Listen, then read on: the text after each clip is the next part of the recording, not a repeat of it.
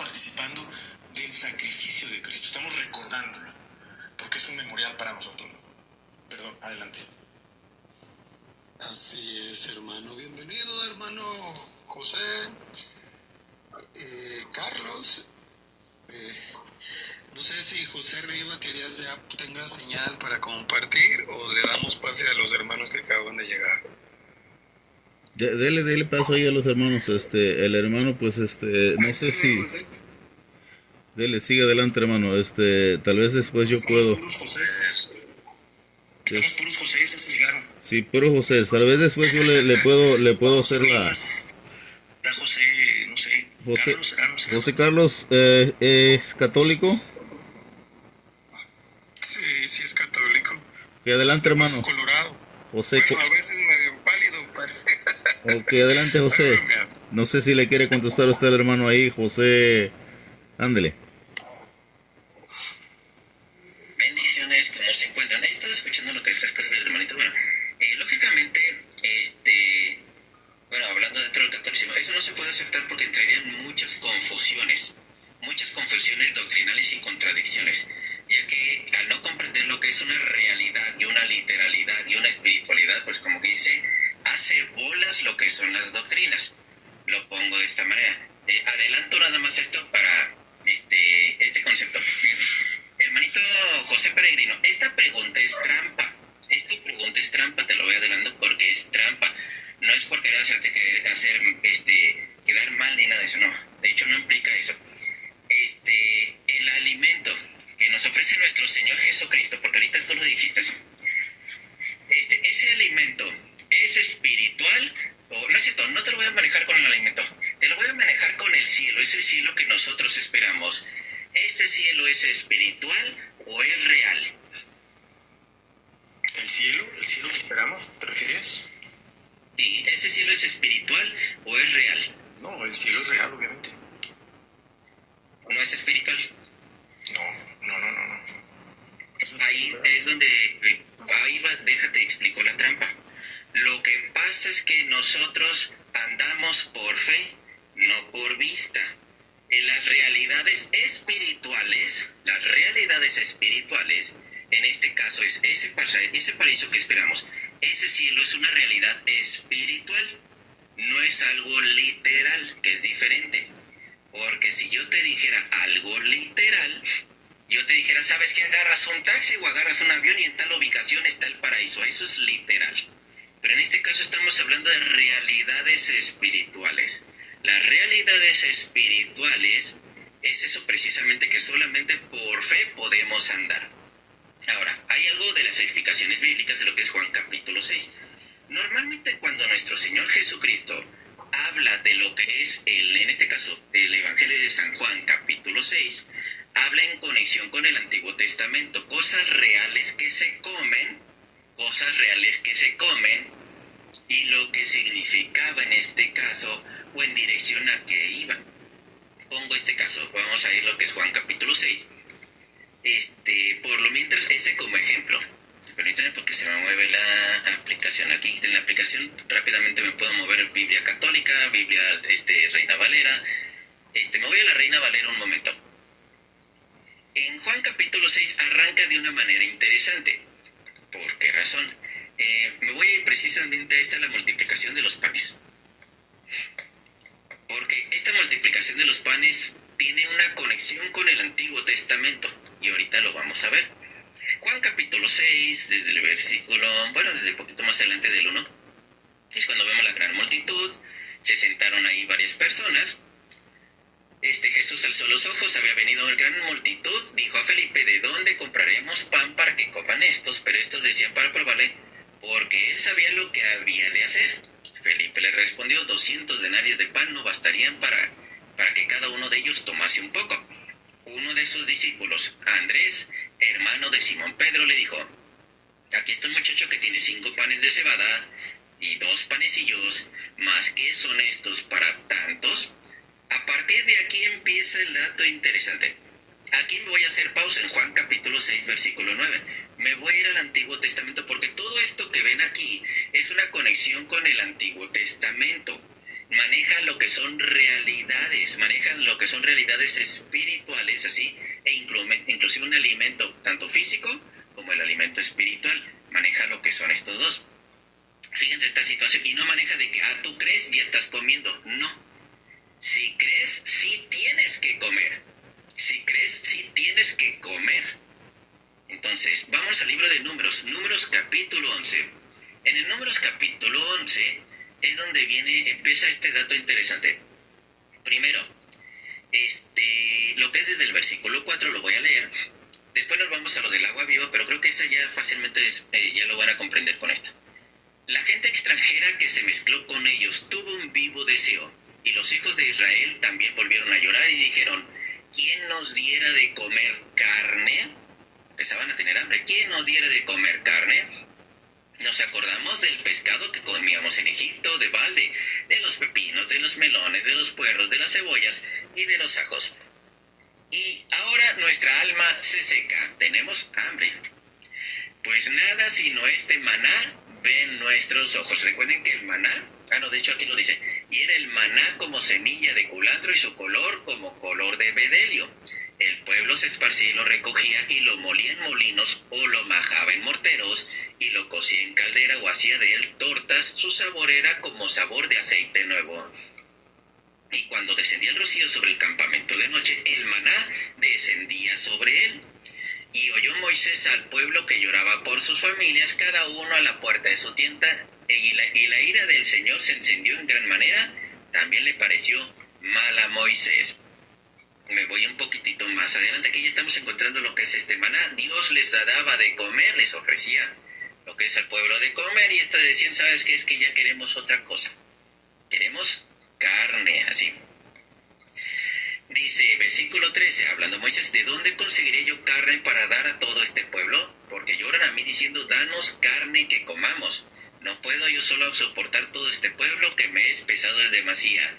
Y así lo haces tú conmigo, yo te ruego que me des muerte si he hallado gracia a tus ojos y que yo no vea ni mal. Entonces el Señor dijo a Moisés, reúne 70 varones de los ancianos de Israel, que tú sabes que son ancianos del pueblo y sus principales, y tráelos a la puerta del tabernáculo de reunión y esperen allí contigo. Descenderé y hablaré allí contigo. Tomaré del espíritu que está en ti y pondré en ellos, y llevará contigo la carne del pueblo, y no llevarás tú solo. Pero el pueblo dirá, santificaos para mañana y comeréis carne, porque habéis llorado de oídos del Señor diciendo, ¿quién nos diera de comer carne? Ciertamente mejor nos iba en Egipto. El Señor pues os dará carne y comeréis. No comeréis un día, ni 2 días, ni 5 días, ni 10 días, ni 20 días, sino hasta un mes entero, que os salga de las narices y aborrezcáis, porque cuanto menospreciaste al Señor con que está en medio de ustedes, y llorasteis delante de él diciendo, ¿para qué salimos acá de Egipto? Entonces dijo Moisés, 600,000 de a pie. 600,000 de a pie es el pueblo en medio del cual yo estoy. Y tú me dices, les daré carne y comerán un mes entero. Hasta ahí voy a hacer esta pausa. De hecho, pueden leerlo completito el número 11. ¿Por qué puse este nombre? ¿Qué tiene que ver con los panes que se van a multiplicar? Primero voy a anotar este dato. Porque estos versículos, siempre todo está vinculado al Antiguo Testamento. Recuerden que el Antiguo Testamento es una sombra de las realidades que viene a traer Cristo. En este caso está lo del maná, que es un pan. Maná, bueno, creo que no lo van a alcanzar a ver. Aquí lo voy a intentar hacer un poquito más abajo. Lo que es los 600,000, voy a anotar aquí los 600,000. Aquí están los 600,000. Voy a acercarlo un poquitito más para que se vea un poco más. Muchas gracias, hermanita. 600,000, no sé si lo veo en el regalo, pero creo que no sé, sí sería así, de esta manera, el 600,000.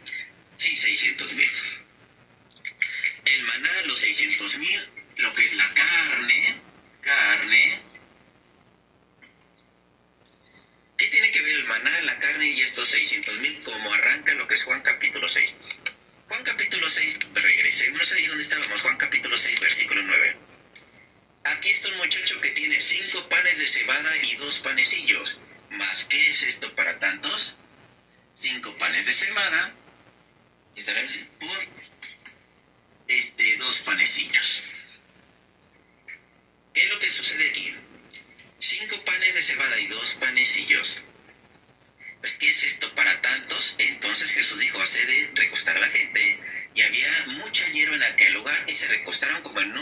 5,000 varones. Atención con esto. Esto es lo del pueblo, así que dimos en el libro de Números.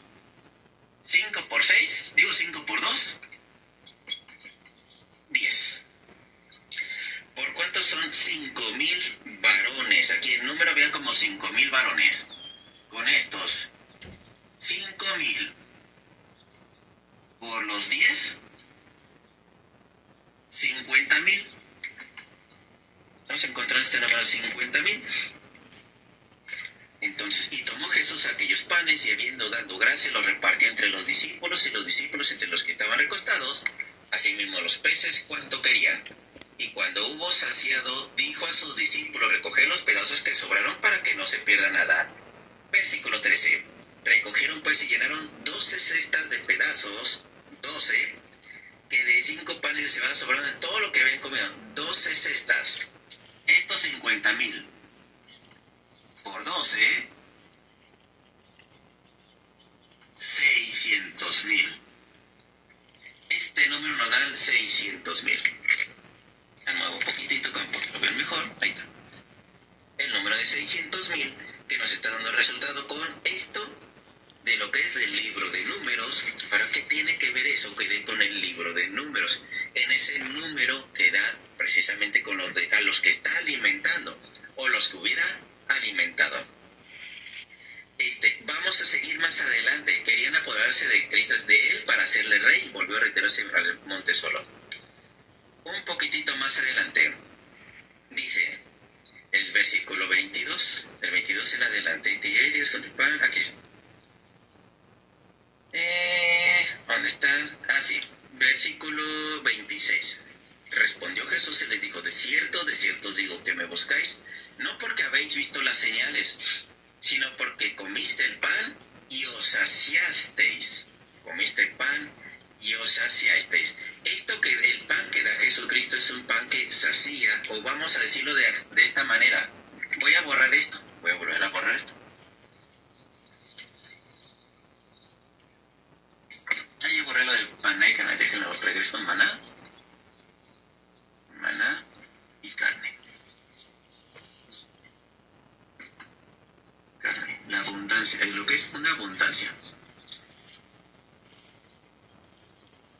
Te voy a poner, ¿por qué la abundancia esto? O saciar.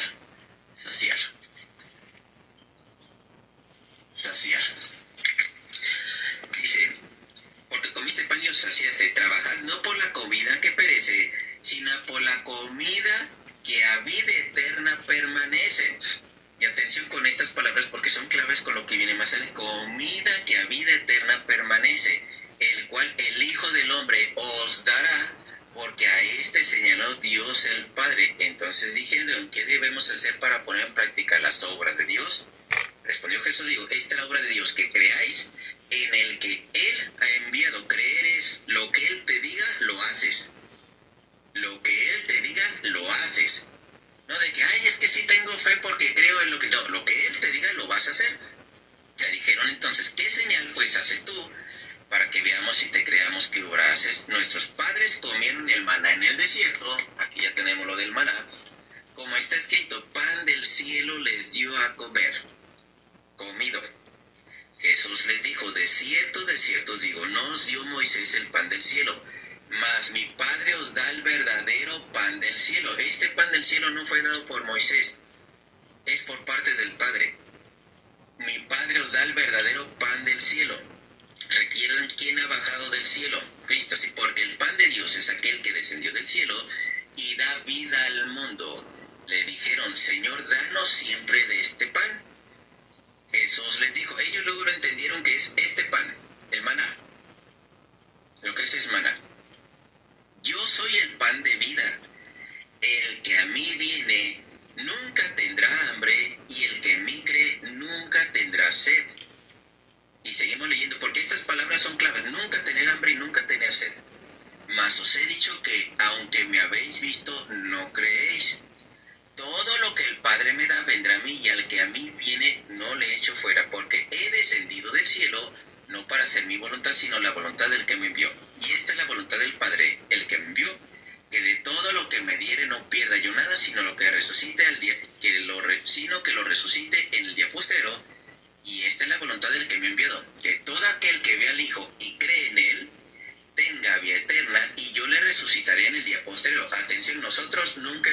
Jesucristo tal como estaba aquí en la tierra en esa forma humana. Nunca hemos visto a Jesucristo en esa forma humana. Lo conocemos los católicos de otra manera. Murmuraban entonces de él los judíos porque había dicho: yo soy el pan que descendió del cielo. Ellos sabían lo que se tenía que hacer con el pan descendido del cielo. Se tiene que comer. Y decían: ¿no es este Jesús hijo de José, cuyo padre ni madre nosotros conocemos? ¿Cómo pues dice este, del cielo he descendido? Jesús respondió y les dijo: no murmuréis entre vosotros, ninguno puede venir a mí si el Padre que me envió no le trajere, y yo le resucitaré en el día postrero. Escrito está en los profetas, serán todos enseñados por Dios, así que todo aquel que oye al Padre y aprendió de él, viene a mí. No que alguno haya visto al Padre, sino aquel que vino de Dios, ha visto al Padre.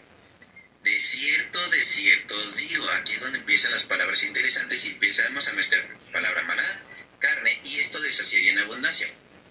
El que cree en mí tiene vida eterna. Ustedes recuerden que creer en Dios es hacerle caso, hacer lo que Él diga, no nada más te creo y se acabó. ¿Por qué? Porque si hacemos, recuerden que hay que hacer lo que Dios diga, no pensar en que estamos confiando en su palabra, así no. Yo soy el pan de vida. Vuestros padres comieron el maná en el desierto y murieron. Ya está por el comer lo que es el maná, y murieron. Y recuerden que esa es una sombra de las realidades que había de venir, ese maná que bajó del cielo. Este es el pan que desciende del cielo, para que el que de él come no muera. Yo soy el pan vivo que descendió del cielo. Si alguno comiere de este pan, vivirá para siempre. Y el pan que yo daré es mi carne. Ya pasamos a la palabra carne. ¿Por qué razón utiliza esta carne? Porque lo del antiguo pueblo hablaban de la carne. Queremos carne. Es mi carne la cual yo daré por la vida del mundo. Y uno dirá: bueno, aquí ya empieza un canibalismo. ¿Qué sucede? Sigo leyendo. Entonces los judíos contendían entre sí diciendo: ¿cómo puede darnos a comer su carne? Porque aquí también va a vincular con otra cosa, atención. Va a vincular con otra cosa con el Antiguo Testamento. Recuerden cómo era la común unión con Dios. Comer lo ofrecido en el altar. Lo que se ofrecía en el altar, eso se come. ¿Qué ofrecían normalmente? Los animalitos. Tú ofrecías en el altar el animalito, tu ofrenda, y tú tenías que comer de lo ofrecido en el altar. Esa es también la referencia de la cruz. Sigo leyendo. Jesús les dijo: de cierto os digo, si no coméis la carne del Hijo del Hombre y bebéis su sangre, no tenéis vida en vosotros. El que come mi carne y bebe mi sangre tiene vida eterna, y yo le resucitaré el día postrero. Recuerden que este está el mensaje judío, no el mensaje actual. ¿Cuál es el mensaje judío? Lo que comes y que es ofrecido a Dios. Porque mi carne es verdadera comida. Dice, ¿a quién le creemos? A Cristo, que su carne es verdadera comida y su sangre es verdadera bebida. El que come mi carne y bebe mi sangre en mí permanece y yo en él. No está hablando de una literalidad, está hablando de una realidad.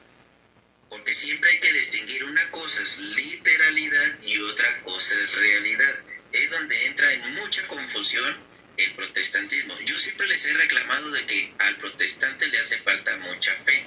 El hermanito me podría decir lo contrario, pero yo esas son las realidades que veo. Falta mucha fe. ¿Por qué? Porque andan por vista más no por fe. Sigo leyendo. Como me envió el Padre viviente, y yo vivo por el Padre, asimismo el que me come, él también vivirá por mí. Este es el pan que descendió del cielo, no como vuestros padres que comieron el maná y murieron, y el que come de este pan vivirá eternamente. Estas cosas las dijo en la sinagoga, enseñando en Capernaum. No lo dijo en cualquier lugar, lo dijo en la sinagoga, donde sabe que ahí hay varios conocedores de lo que es el judaísmo y que se ofrece en lo que es la cuestión de Dios. Al oírlas, muchos de sus discípulos dijeron: dura es esta palabra, que se ofrece a Dios, eso se come. Entonces nos dice, oye, ¿cómo es que nos dice de comer su carne? Si nosotros tenemos ya el ofrecimiento de lo que son alimento de los animalitos. Sabiendo Jesús así mismo que sus discípulos murmuraban esto, le decían, ¿estos ofenden? Pues que si vieras al Hijo del Hombre subir a donde estaba primero, el Espíritu es el que da vida, alimento espiritual. Y atención, porque vamos a utilizar esta palabra, alimento espiritual, también está en la Biblia. Alimento, lo voy a manejar así nada más, alimento espiritual, también está en la Biblia. Alimento espiritual, no hay un solo versículo dentro de la Biblia que diga que el alimento espiritual es la Biblia, o que el alimento espiritual son puras palabras, o que el alimento espiritual son nada más creer. Te va a decir la Biblia que el alimento espiritual se come. Sigo leyendo así. Y dijo, por eso os he dicho que ninguno puede venir a mí. Así, ¿dónde me quedé? Así, el Espíritu es el que da vida. La carne para nada aprovecha. Las palabras que yo he hablado son espíritu y son vida. Recuerden que el que le cree a Cristo hace lo que diga Cristo. Entonces, la carne para nada aprovecha. Y atención, porque esto significa dos cosas. Uno, el hombre puede mentir. Eso significa en la carne para nada aprovecha. Y dos, los sacrificios de animales ya no son vigentes para nosotros. Ya no se necesitan otros sacrificios, más que el único sacrificio de nuestro Señor Jesucristo. Por eso es el Espíritu, es el que da vida, alimento espiritual. Pero hay algunos de vosotros que no creen, porque Jesús sabía desde el principio quiénes eran los que no creían y quién le había de entregar. Perdón si me estoy extendiendo un poquito, nada más voy a utilizar un capítulo más, nada más para ya no extenderme tanto. Y esto tiene que ver con el único versículo dentro de toda la Biblia que nos maneja la palabra alimento espiritual, y haciendo referencia a Cristo y haciendo referencia a que se come, de comer, de masticar, de tragar. De hecho, eso dentro del griego se maneja de cajón. Primera de Corintios capítulo 11 del versículo... Sí, desde el versículo 1 de hecho se los voy a manejar. En el 3 y el 4 es la idea principal. Vamos a ver, Primera de Corintios capítulo 11, capítulo 11, dice de esta manera, les dije 11, ¿verdad? Capítulo 10, no es el 10, perdón, es el 10. No quiero, hermanos, que ignoréis que nuestros padres todos estuvieron bajo la nube, todos pasaron el mar, todos en Moisés fueron bautizados en la nube y el mar, y todos comieron el mismo alimento espiritual. Todos comieron el mismo alimento espiritual y todos bebieron la misma bebida espiritual, porque bebían de la roca espiritual que los seguía, y la roca era Cristo.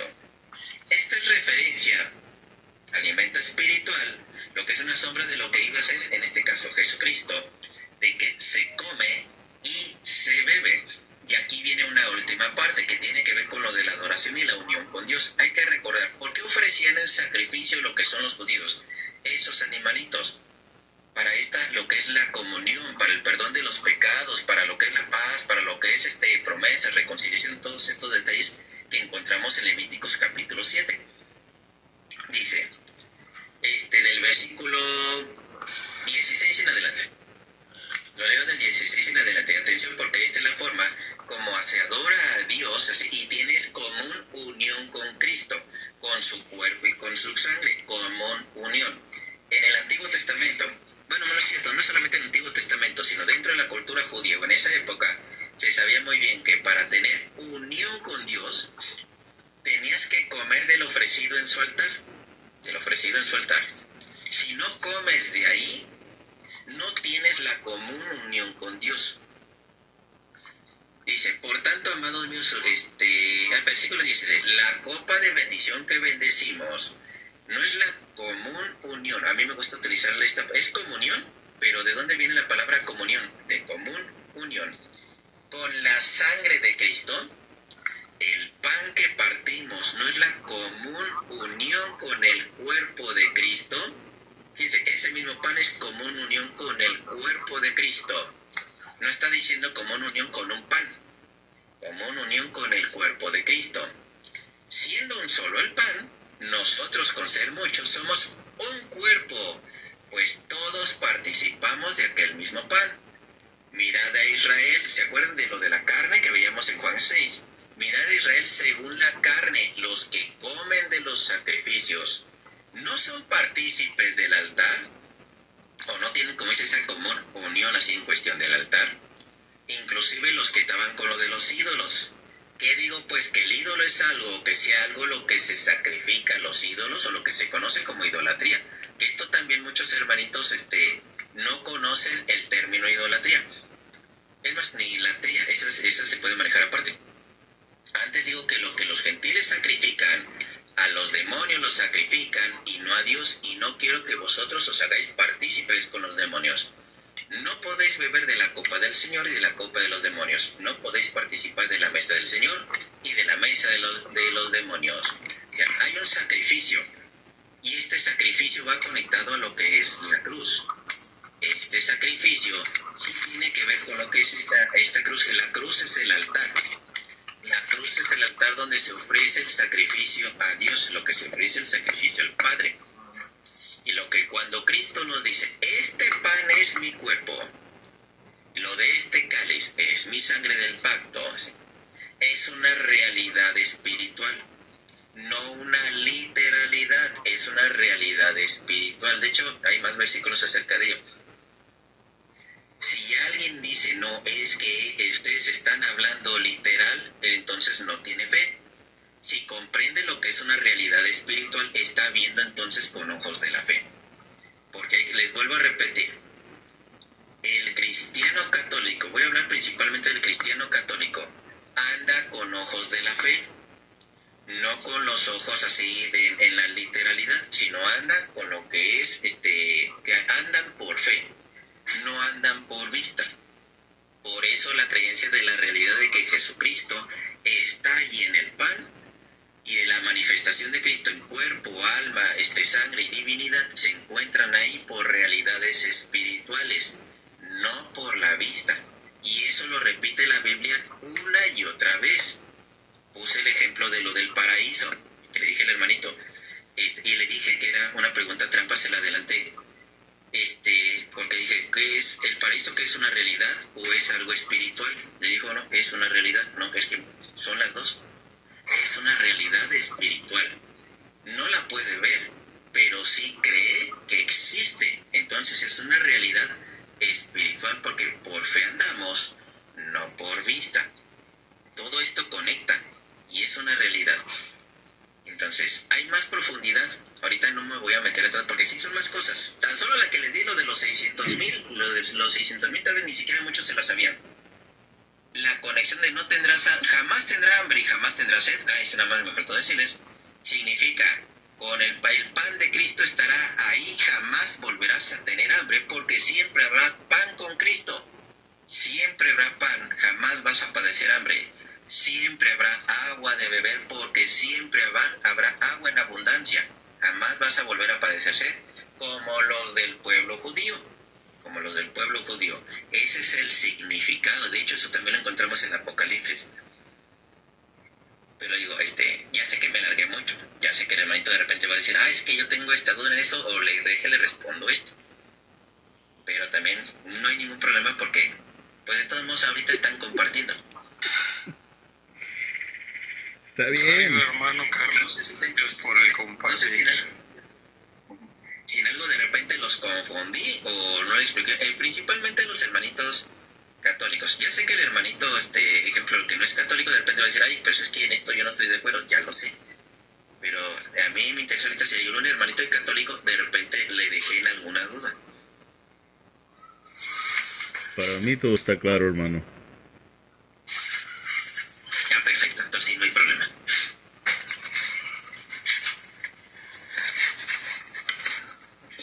No sé si el hermanito ahí, José, quería, ¿cómo que se llama? José Peregrino, quería preguntar algo más o aclarar algo si entendió lo que explicó. Adelante. Sí, gracias. Bueno, básicamente nada más voy a hacer un comentario, uno o dos tal vez, y donde encuentro realmente la diferencia, ¿no? Sí, obviamente, bueno, en respeto, ¿verdad? Como dice José Carlos, ¿no? Como dice José Carlos, tal vez yo no estoy de acuerdo en todo lo que he dicho, como tal vez tampoco lo que yo diga tampoco está totalmente de acuerdo. Entonces, pero no hay problema, estamos compartiendo, como dice. Entonces, a lo que voy es lo siguiente. Yo encuentro la principal diferencia de todo lo que él comentó es en el acto de creer. Bueno, se leyeron los textos, en especial en Juan 6, a partir de cuando se empieza a hablar del pan de vida, cuando Jesús hace la referencia al pan de vida, entendemos el contexto, ¿sí? Jesús había hecho la multiplicación del pan y de los peces, la gente lo busca porque quería comer, y él mismo se los no reprocha o recrimina, pero se los hace ver, me buscan porque quieren comer. Entonces empieza a ser un paralelismo entre esa comida a la que ellos se preocupaban, buscaban esa comida, la comida física, y les empieza a hablar de una comida espiritual, ¿verdad? De ahí los lleva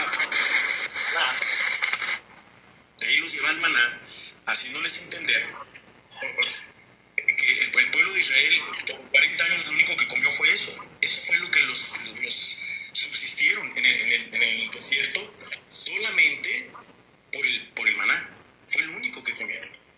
Fue lo que los mantuvo vivos en el desierto.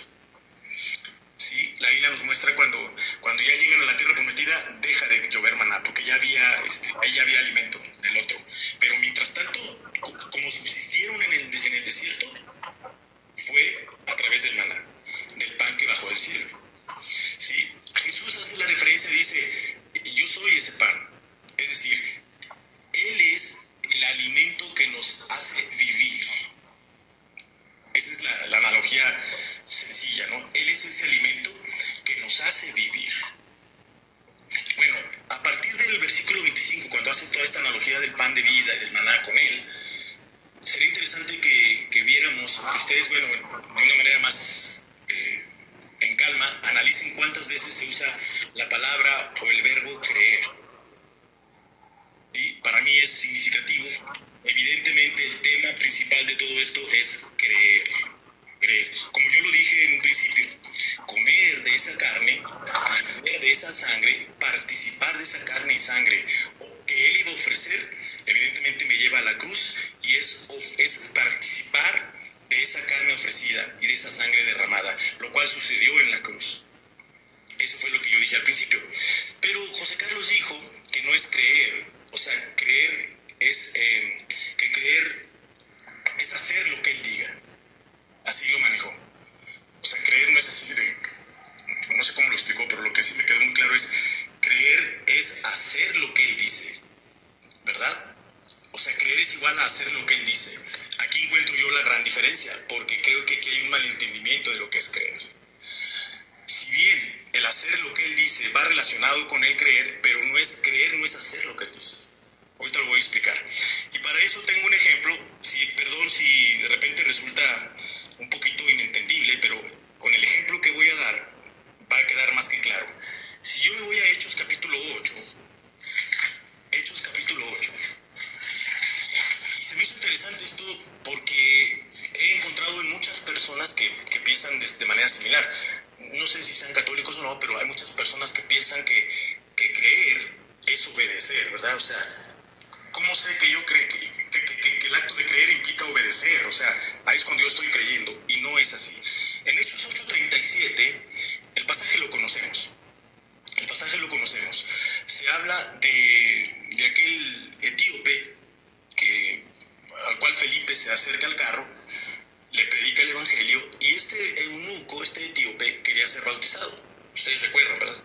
Ok. Dice, cuando él dice, ¿qué impide? Aquí hay agua, ¿qué impide que ya sea bautizado? Felipe le contesta algo, ¿verdad? Le dice, si crees de todo corazón, bien puedes. La condición para bautizar al eunuco, le dijo, si crees de todo corazón, bien puedes bautizarte. Si no crees, no. Bueno, respondiendo dijo, creo que Jesucristo es el Hijo de Dios. Este es el texto que yo encuentro donde se ve específicamente, donde la Biblia nos revela el acto de creer. Vean lo que dice. Dice, creo que Jesucristo es el Hijo de Dios. Ahí está creyendo. no ha hecho nada, él no ha hecho nada. Lo único que hizo fue creer. ¿Sí? Espero que vean, que distingan lo que estoy subrayando y lo que estoy enfatizando. Creer es un acto del corazón. No implica hacer algo para entonces estoy creyendo, no. ¿Qué pasa después? El siguiente versículo, porque más de uno dirá, no, pero él se bautizó, enseguida se bautizó. Y algunos argumentarán que el acto de que se bautizó es la muestra de que él creyó, y no es cierto. Cuando él dice, creo que Jesucristo es el Hijo de Dios, ahí termina el acto de creer y él no ha hecho nada más que creer. ¿Por qué he mostrado esto? Porque no es como dijo José Carlos, con todo respeto, José Carlos, creer no es hacer lo que él dice, no. Creer es un acto de fe. De hecho, la fe, si vamos a la definición de Hebreos 11, dice que es la certeza.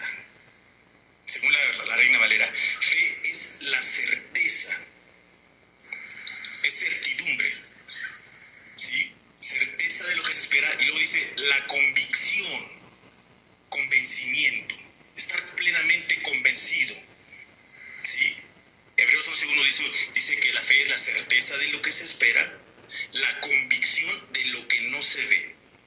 No habla nunca habla de un acto hecho. O sea, la fe no es hacer algo, ¿ok? Aunque pareciera que va muy relacionado, o que sí es cierto, que ¿cómo sabemos que alguien creyó? Pues por las cosas que hace. Sí, pero son dos episodios distintos. Creer es una cosa, por eso lo muestro en Hechos 8:37, el caso del eunuco es pero representativo exactamente de lo que es el acto de creer. Y posteriormente viene el actuar. Él enseguida se bautizó, pero no se bautizó, o sea, no creyó cuando se estaba bautizando, como señal de que está creyendo, como lo ha expuesto José Carlos, que creer es hacer lo que él dice. Vemos claramente en el pasaje del etíope que él primeramente creyó. Ahí no hay ningún acto más que un acto en el corazón, y después vienen los actos, las instrucciones a las que hay que obedecer. Cuando vemos Hebreos 11 y se nos habla de todos aquellos que creyeron, siempre se nos dice por la fe, y luego ya nos dice qué hicieron, pero siempre es primero la fe, o sea, porque creyeron, luego actuaron. Entonces, ¿por qué mencioné todo esto? Porque en Juan 6, creer en Jesús no significa hacer lo que él dice, y mucho menos es creer que él es el pan, y entonces ese es el acto de creer. No, es creer en él, y eso es distinto. Creer en él, esto lleva una dirección completamente al sacrificio de Cristo y a él como Mesías. Ese es el acto que salva al ser humano, y Jesús nos refiere ¿a dónde? A él sacrificado, a él despedazado, a él molido, a él su cuerpo entregado, a él su sangre derramada. Y él nos invita, por eso nos dice, tienen que comer de esta carne, de esa carne ofrecida y de esa sangre derramada. ¿Cómo se efectúa eso? Creyendo en él. Creyendo en él. Es un acto totalmente espiritual, ¿sí? Es una realidad espiritual, como él lo dijo, realidad espiritual. Bueno, ahí me quedo. De acuerdo, hermano. Esa es la... Gracias, hermano José Peregrino. Propiamente, no sé, ahorita el hermano José Carlos va a continuar, sí, yo lo veo factible, porque realmente él ahorita sí está tocando puntos que dejan más claridad en el sentido propio de la enseñanza de nuestra fe como católicos. Pero ahí solo quiero recalcar algo, mi hermano: estás dejando nulo al Espíritu Santo, inerte, porque no solo basta en el creer, sino en el hacer, porque la fe sin obras no sirve de nada, como las obras sin fe, van de la mano las dos. Adelante, hermano José Carlos. ¿Puedo hacer un comentario de lo que acaba de decir Gil? Breve. Añádelo, añádelo. Ok, sí, estoy de acuerdo, pero no perdamos de vista en esa premisa que planteó Gil, de que la fe sin obras es muerta. Sí, es correcto. Las obras, esto es interesante, las obras son el resultado o son la evidencia de la fe correcta. Es decir, como dice Santiago, la fe viva. Esa fe viva, ese creer correcto, es la fe correcta. Y eso es lo que da vida al ser humano. No las obras que se hacen como muestra de la fe. Es lo único que quiero resaltar. No, o sea,